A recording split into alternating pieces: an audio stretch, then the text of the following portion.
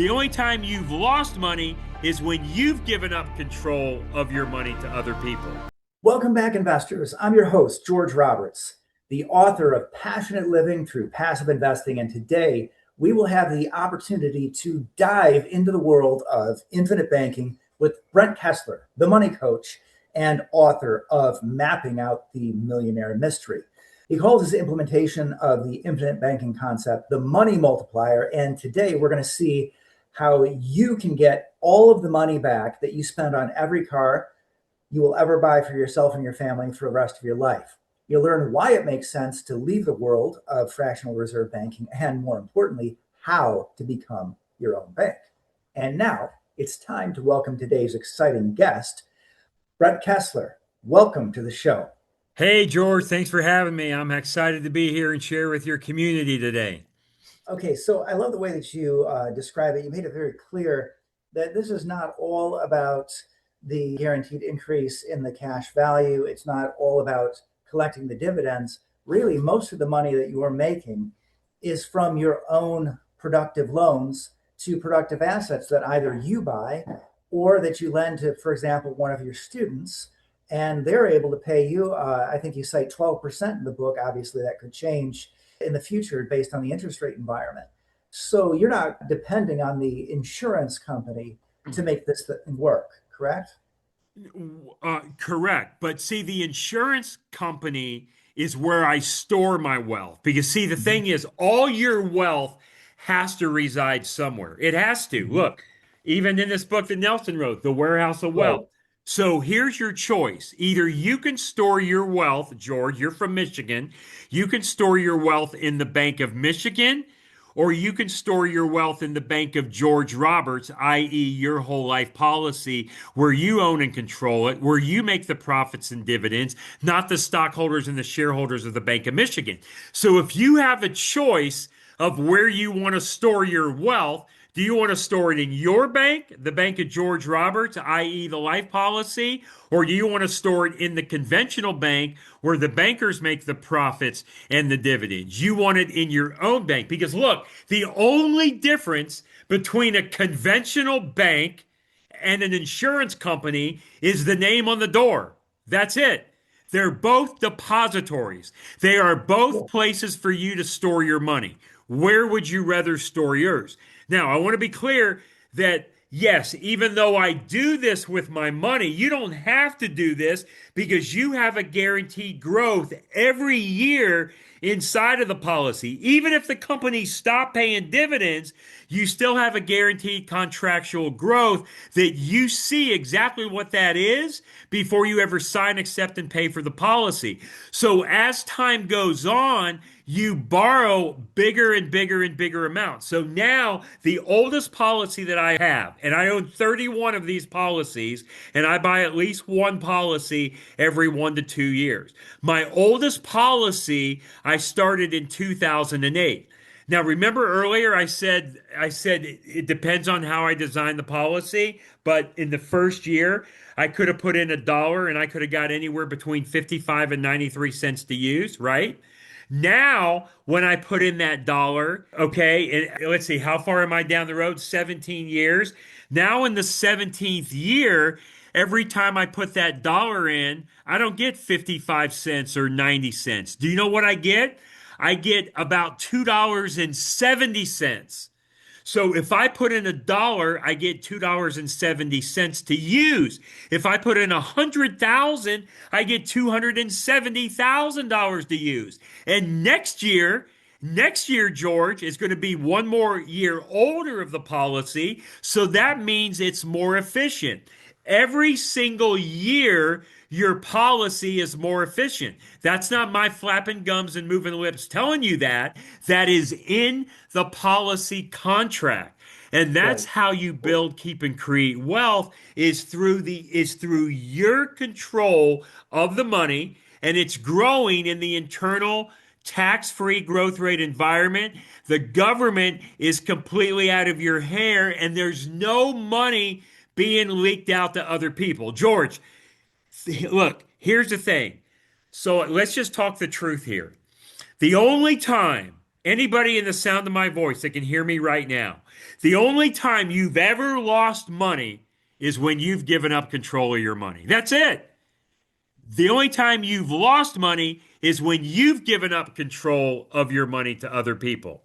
We don't do that any longer. We keep All right, control. so let me ask you here, Brett. So you mentioned the feature of buying multiple policies. Yeah. Why not continue just to overfund one policy? Wouldn't that be simple?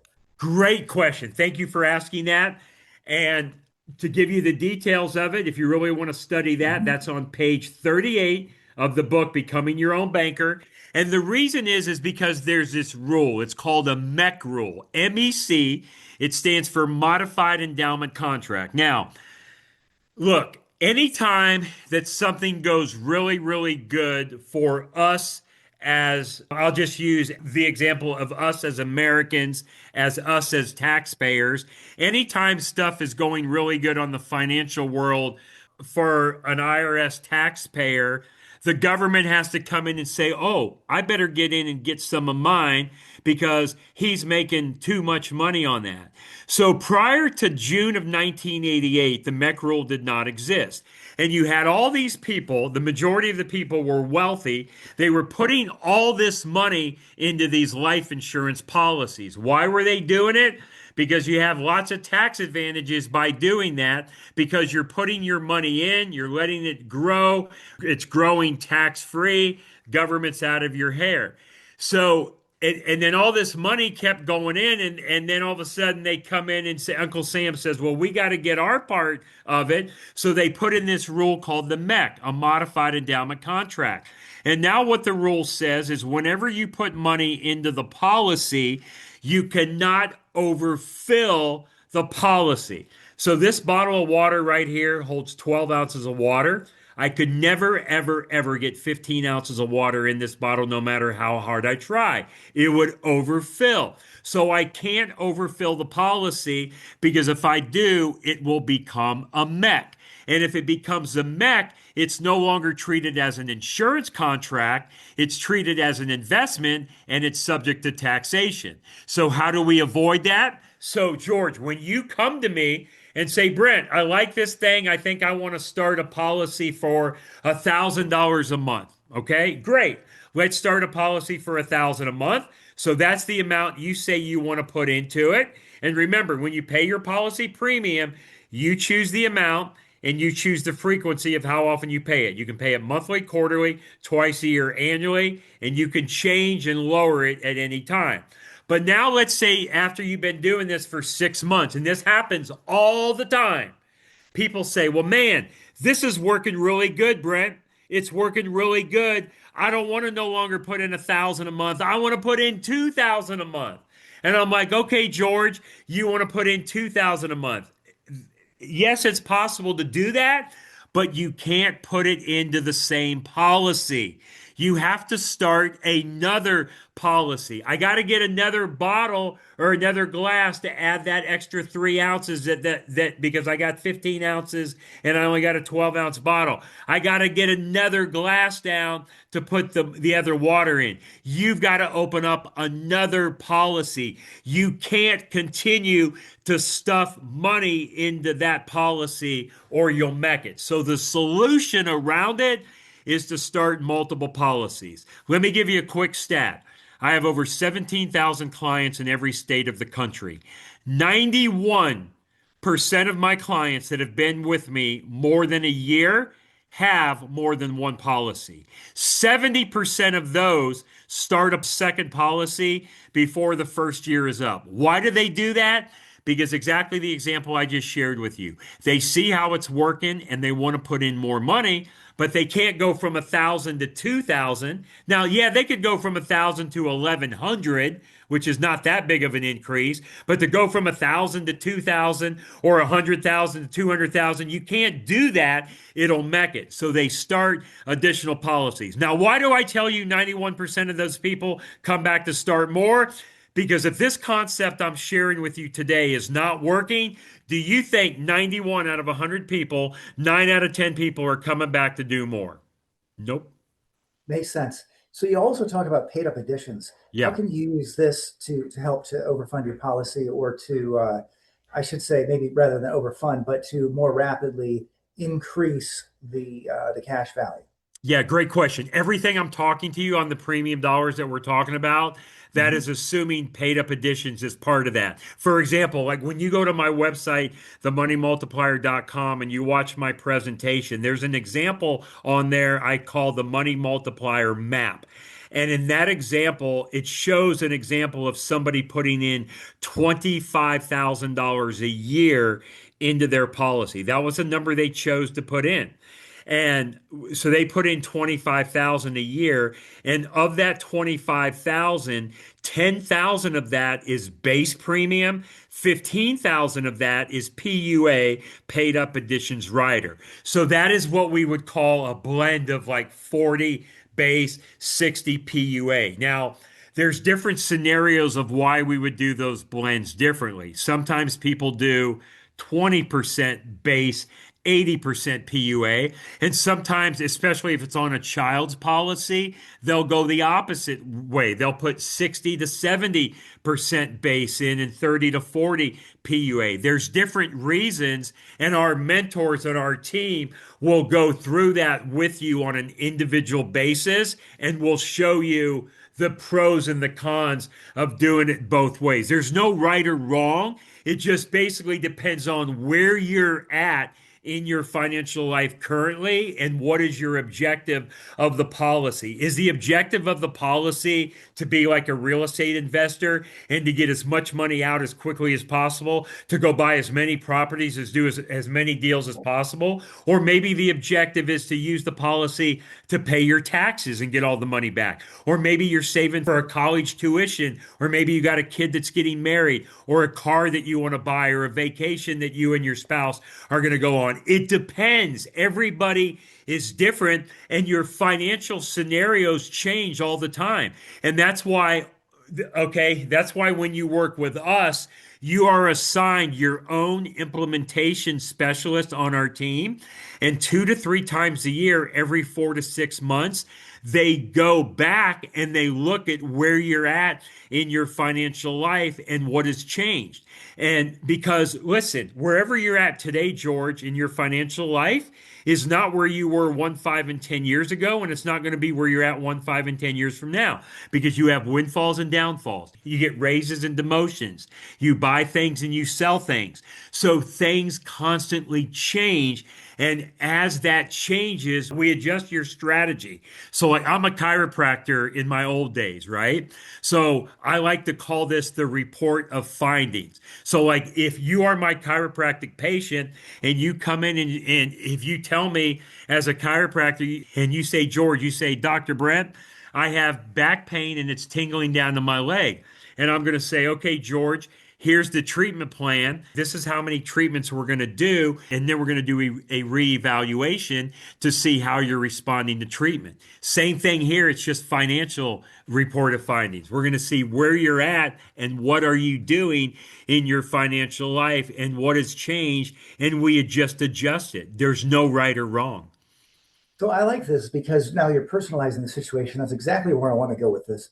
Let's talk about my situation. So I'm at a point where I haven't had a W-2 for several years, so I don't have the opportunity to fully fund an IRA.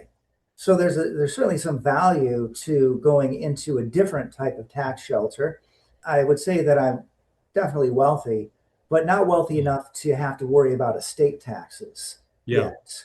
I have expenses paid on passive income, but I don't really want to lose liquidity right away. Although you point out that, say, within 30 days, I can already start to borrow as much as 93% of that the policy value. So, Yeah. what would you say to somebody in that situation? How would you role play that and try and convince me that maybe this is something that I should initiate right now?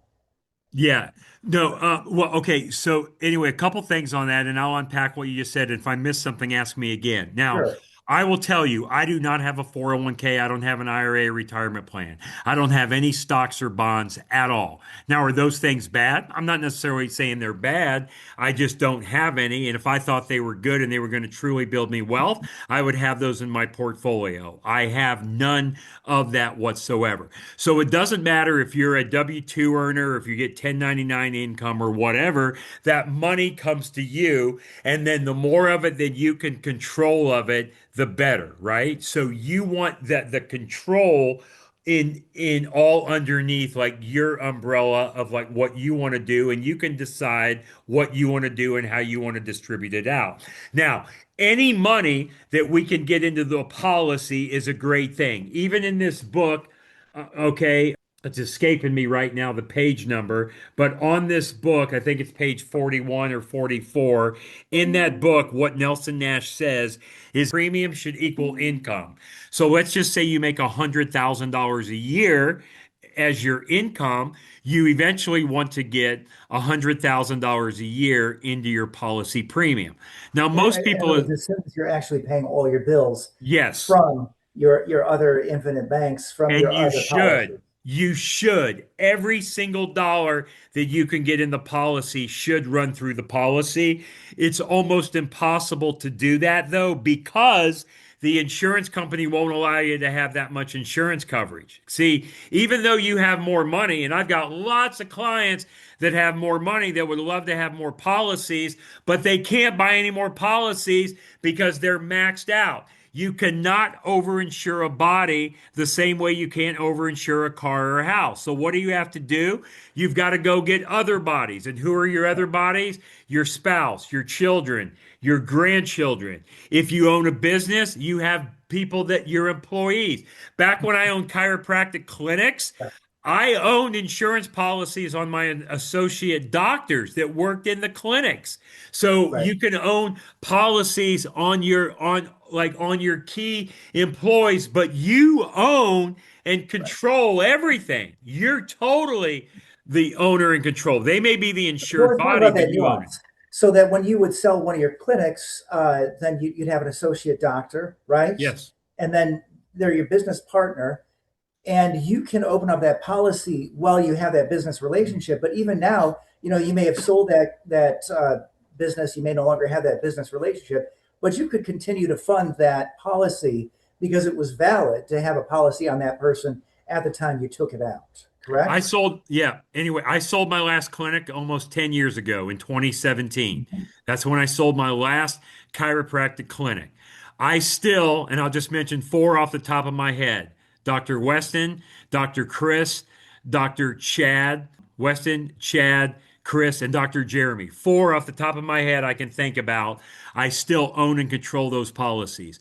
I have nothing to do with those people anymore. Now, out of those people that I just told you, let's see, Chad, Jeremy bought two of my five chiropractic clinics. Okay. They bought two of my five clinics. The other two, I bought policies on them when they were associate doctors. They did not buy my clinics. I have no idea where they're even at now or what they do. None whatsoever. I haven't talked to them in at least 10 plus years, but I still own the policies. I still control the policies. And eventually, at their time of death, the death benefit will go to me or whoever the beneficiary is in the policy, which I'm the owner. So guess who the beneficiary is? If I die before they do, and I probably will because they're all younger than me, then who does it go to? It would go to my whoever I want to inherit my estate. Most likely my kids, as long as they act right and don't piss me off. That'll be the kids. But no, in all seriousness, it'll be my trust, right? So it'll be my trust that all that goes to. So my trust is the beneficiary. So don't wait until you sell them the clinic. Get the policy on the employees now, because look, there's total justification for me to have policies at the time on those associate docs because they ran the clinics that they were in. If something happened to them, do you know what that would have did to my income? That would have drastically impacted my income. So I would have had to replace them. It's even on a spouse. Like people think, well, I can't get a policy on my spouse because my spouse doesn't work and she doesn't have a job. Well, no, bullshit. That's not right at all because even though your spouse doesn't work, who's going to take care of the kids and raise the kids if something happens to your spouse? Who's going to do everything that nobody puts a value on that your spouse is doing? Your spouse is very valuable. Your spouse, all right, it doesn't matter. It can be the male or the female. If you have a non-working spouse, especially if you have children, your spouse is even more valuable than you, in my opinion, because they're the ones that are really holding the fort down. Beautiful. I love it. Well, how about this? I'd love to go on, and I know your book, it just literally goes into just tons of detail. Definitely recommend it to anyone. Very simple, quick approach. I think it's just over 3 hours, 3.5 hours long as an audiobook. Beautiful thing and great work there. But can you send us out with a quote to help forge our listeners as leaders, entrepreneurs, or investors? Yeah, a couple things on the book, guys. Don't go buy my book. I'll send you my book for free. Send me an email, Brent@themoneymultiplier.com. Now, if you want the audio, you'll have to go buy that. But I will send you the ebook version of this book for free. Just send me an email, Brent@themoneymultiplier.com, BRENT, or go to our website, themoneymultiplier.com. I also want to plug my daughter has a podcast. She's active in my business. It's called the Money Multiplier Podcast. If you want to see how a 26-year-old female does this, go watch her podcast. Over 140 episodes. Go find her on the Money Multiplier Podcast. So here's the quote I'll leave you with a couple of them. First of all, pay attention, get excited, never quit.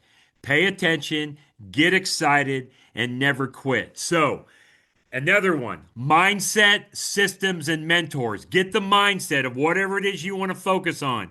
Get that mindset. And don't let people disrupt the mindset. The closest people in your life can be your biggest enemies when that happens. Your family members can disrupt your mindset. Don't let them do it. You keep a clear mind, have a system, follow a system and a process that works, and find a mentor. And the last thing I'll say is I live by these words every day of my life. It's what the late Zig Ziglar said. Help enough other people get what they want, and you'll end up getting what you want. So focus on serving others. That's my mission. How can I serve you? How can I help you? And my mission is to give you this information, not to get you as a client. Hopefully, if you do this, you'll become a part of the Money Multiplier community. But even if you go work with someone else, I want you to have the information. Have this information and go and research it in nauseating detail. Call us up, challenge us, ask us the hardest questions that are out there. Try to put swords in it and stab it, and try to come up with every reason it doesn't work. But I'm telling you, it is life-changing financially. Don't set this aside. Even if you don't do it for yourself, do it for your children, your grandchildren, and future generations to come. And I hope to be able to serve some of you in the future. Okay, so for those that would like to reach out to you, what is the best way to reach out to Brent Kesler? Email, website, carrier pigeon, or smoke signals? Yeah, How Brent do they at the get in money. touch with you? Yeah, Brent@themoneymultiplier.com. BRENT, Brent@themoneymultiplier.com. Or our website is www.themoneymultiplier.com, and you can find me there. And guys, look, the thing is, go Google my name. Go Google the Money Multiplier. Go Google my name, Brent Kesler, with one S. You'll see days of information. You can go and do research on me and what I've done and all the success stories, the plan designs, the testimonials, the case studies. So don't take what I say as the truth. Go listen to all the people that I've worked with for many, many years and see how their financial life has changed by working with this concept. All right, beautiful work. I want to thank you, Brent, for taking the time to share your knowledge and experience with our audience. Thank you, George. Hope to do part 2 sometime. All right, I love it. Take care. See you, man.